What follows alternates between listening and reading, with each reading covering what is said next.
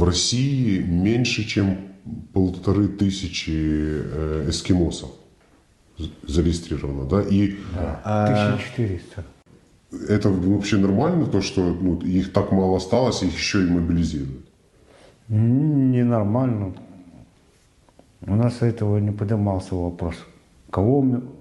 Там всех коснулась мобилизация, не имеет значения, кто он там, эскимос, эвен, юкагир, коряк, либо кто еще другой. Но как, а по закону это вообще законно? Нету ли какого-то закона, который должен защищать? Коренных малочисленных народов. По части этого, можно сказать, слышать и не слышу, чтобы стояли, защищали, держали, как бы так. То есть ты слышал, что и других эскимосов мобилизировали, кроме твоих племянников? Да. Но я, как бы сказать, пошел добровольно. Чего ты собирался добиться этим поступком? Во-первых, судьбу второго своего племянника узнать.